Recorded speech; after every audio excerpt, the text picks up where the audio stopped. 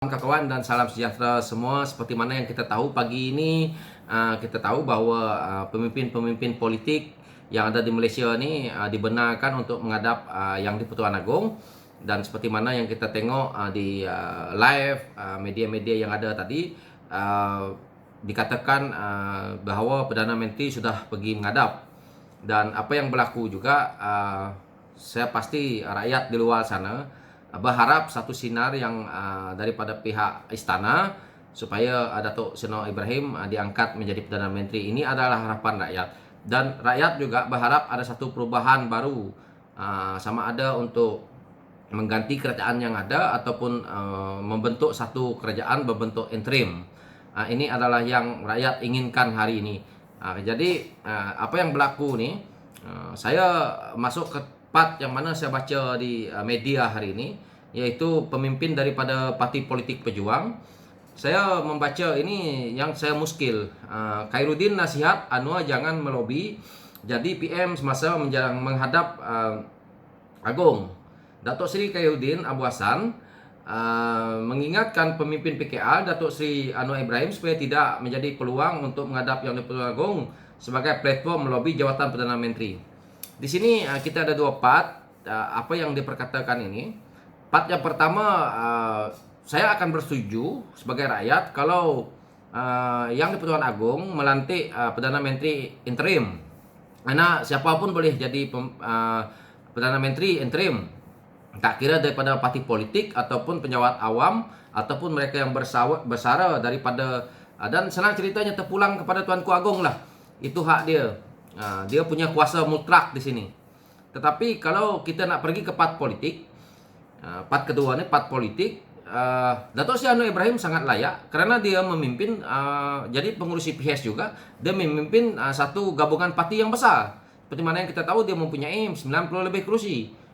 Jadi kalau kita nak cerita melobi ini, hak Datuk Seri Anwar Ibrahim masih ada kerana PHS juga mempunyai majoriti kursi yang banyak. Dan untuk dia nak bercakap seperti ini juga, pada saya itu hak dia. Tetapi untuk hak saya sebagai rakyat untuk nak melihat sisi ini, bahawa pejuang belum terdaftar, dan begitu juga dia cuma ada berapa orang ahli parlimen untuk nak membentuk kerajaan. Itu yang saya kata, kita balik kepada yang pertama tadi. Kalau Perdana Menteri interim boleh, kerana dia boleh ambil menteri-menteri daripada suka hati lah. Yang penting cukup. Ini kalau interim. Tetapi kalau daripada parti politik, gabungan yang terbesar hari ini adalah Pakatan Harapan. Jadi untuk dia nak mengatakan Datuk Seri Anwar Ibrahim nak melobi ini, pada saya ini pandangan yang dia berharap untuk bos dia sendiri, iaitu Tun, nak jadi Perdana Menteri lagi. Berapa banyak kali nak jadi Perdana Menteri? Nak suruh kau sendiri jadi Perdana Menteri. Kau pun kan ingatlah, Beb. Parti pun tak terdaftar. Jadi kalau dia nak bergabung dengan Warisan pun takkan cukup kursi. Tak tahulah kalau dia nak buat satu lagi gabungan baru, yang mana dia nak gabungkan pejuang dia, mungkin dengan Muda, mungkin dengan Warisan, mungkin dengan Bersatu, mungkin dengan PAS, mungkin dengan UMNO. Sekali mereka kumpul, maka tinggal PHS yang tinggal PHS hanyalah tinggal PKR, DAP dan Amanah. Mungkin dia boleh bentuk lah. Tetapi ini kenyataan pada saya mengelirukan rakyat. Dan ini dia nak berharap untuk Tun nak jadi Perdana Menteri. Sudah-sudahlah. Bagi peluang kepada Datuk Seri Anwar Ibrahim untuk menjadi Perdana Menteri pula. Kita belum cuba. Kita rakyat inginkan ini. Mungkin kamu orang yang berkawan dengan kapitalis, dan kamu sendiri juga mungkin kapitalis dalam Malaysia ni, sudah-sudahlah. Kami rakyat ni menderita. Kamu orang ni tak nak Datuk Seri Anwar Ibrahim jadi Perdana Menteri karena kamu orang ni takut. Ini sebenarnya hari ini rakyat, kalau Datuk Seri Anwar Ibrahim menjadi Perdana Menteri, rakyat akan senang. Kapitalis dan orang-orang politik yang suka mencuri harta negara menjadi ketakutan. Ini sahaja jawapannya. Tetapi mereka ni nak mengelak. Tanpa kepentingan pribadi, tidak mungkin kamu menolak Datuk Seri Anwar Ibrahim menjadi Perdana Menteri. Ini hakikat, ini politik. Yang walaon nak mengatakan kes liwat lah, kes moral lah, ini cuma politik. Pada saya politik sampah yang tidak berguna. Kalau hakikat sebenarnya politik yang sebetulnya yang rakyat ingin tahu, yang rakyat disorok dengan rakyat adalah kewibawaan Datuk Seri Anwar Ibrahim ini boleh memimpin negara. Ini sahaja. Jadi apa yang berlaku ini sampai nak mengatakan Datuk Seri Anwar Ibrahim nak melobi ini, pada saya ini satu yang tidak baik, dan dia berhak untuk diri dia sendiri, tetapi kita rakyat juga berhak untuk menegur dia sebagai pemimpin yang mulut celupal seperti ini, mengatakan jangan melobi. Ini hak Datuk Seri Anwar Ibrahim dengan yang di-Pertuan Agong. Jika yang di-Pertuan Agong setuju dengan apa yang mungkin dicadangkan oleh Datuk Seri Anwar Ibrahim, ya apa masalah? Kalau Tuanku Agong kata, okey, Datuk Seri Anwar Ibrahim, kamu ada 90 lebih kursi, lebih baik kamulah yang memimpin kerajaan yang ada hari ini.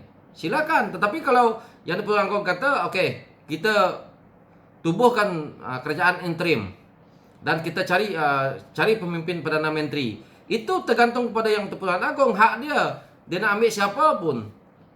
Dia nak ambil Khairuddin, Datuk Seri Khairuddin untuk nak jadi Perdana Menteri pun boleh. Ini hak dia, hak Tuanku Agong. Jadi untuk dia nak mengatakan melobi ini, pada saya panjang ceritanya. Ada masuk macam-macam anggapan orang. Kenapa nak warning Datuk Seri Anwar Ibrahim? Ini seperti warning. Kamu siapa nak warning Datuk Seri Anwar Ibrahim? Datuk Seri Anwar Ibrahim adalah pengurusi PH. Dia adalah Presiden PKR. Kamu? Pangkat kamu apa? Kamu Presiden Pejuang. Kalau kamu Presiden Pejuang, kamu pula pejuang tak terdaftar. Parti ada berapa kerat? Pengurusi parti mana pula yang kamu ada? Datuk Seri Anwar Ibrahim ini terang-terang adalah pengurusi PH. Dia juga Presiden PKR. Komponen PH ada 9 lebih kursi. Ini tanpa kursi-kursi kamu orang tu. Kalau nak tahu. Jadi jangan mengelirukan suasana. Ini sudah dapat menghadap, sepatutnya kita bersyukur. Dan harus ingat juga, kalau dia bersikap seperti ini mengatakan jangan melobi untuk jadi Perdana Menteri. Habis kamu sekarang ini juga mahukan Perdana Menteri yang ada hari ini bertahan. Bermakna kamu ini tidak masuk dalam kerajaan, tamu daripada luar bersekongkol dengan kerajaan yang ada hari ini. Ini maksudnya pula. Jadi tanggapan rakyat berbagai-bagai. Bermakna kamu selama ini mahukan kerajaan yang ada hari ini, tapi kamu duduk di luar. Pelik dan ajaib lah ceritanya. Inilah yang membuatkan orang mengatakan bahawa kerajaan yang ada hari ini dipimpin oleh Perdana Menteri kita yang ada hari ini adalah di belakangnya Tun. Karena inilah kata-kata propaganda yang dibuat sendiri oleh orang-orang pejuang. Ini membuatkan rakyat mengatakan bahawa ini kerajaan ini terbentuk daripada hasilnya Tun. Di belakangnya sekarang ini masih ada Tun. Walaupun kamu kata tidak, tetapi kalau keluar kenyataan seperti ini, kamu seolah-olah menyokong apa yang ada hari ini. Jadi untuk apa kamu nak memperjuangkan darurat itu hari? Kalau macam ni kamu punya kenyataan, untuk apa kamu bergabung dengan tim pembangkang untuk nak buat hentikan darurat sampai pergi ke pintu istana bersama dengan tim pembangkang? Kamu pula menyangkal supaya Datuk Seri Anwar Ibrahim menjadi Perdana Menteri. Kamu ni nak jadi apa? Pemimpin jenis apa macam ni? Saya kritik nih Datuk Seri Khairuddin Abdul Hassan nih. Dia punya cerita nih berbelit-belit. Kamu ni orang politik bijak ke tidak nih cakap seperti ini? Saya sebagai rakyat, teguran saya ini mungkin kamu orang tidak senang, tetapi kita secara logik nih, apa tujuan dia kata jangan melobi untuk menjadi Perdana Menteri? Kamu nak suruh Tun jadi Perdana Menteri? Oke, fine. Kamu nak kerajaan yang ada hari ini terus kekal. Kamu nak apa lagi? Nak pejuang jadi kerajaan hari ini bersama siapa? Jadi kamu ni duduk di blok pembangkang, kamu pula mengatakan jangan melobi. Memang kamu blok ketiga, tapi blok ketiga kamu pun tidak cukup. Pelik dan ajaib dia punya komen ni. Inilah yang membuatkan rakyat semakin muak dengan parti pejuang ni. Karena pemimpin kamu sendiri yang akan merosakkan parti dengan kata-kata yang seperti ini. Kamu nak siapa sekarang ni menjadi Perdana Menteri? Kalau betul lah satu terjadi, Ini pemimpin politik nak pergi menghadap, belum menghadap kamu dah warning seperti ini. Pelik lah. Begitulah sikapnya pemimpin negara kita ini yang masing-masing gila kuasa. Yang kita ni rakyat tak faham ni, daripada blok pembangkang.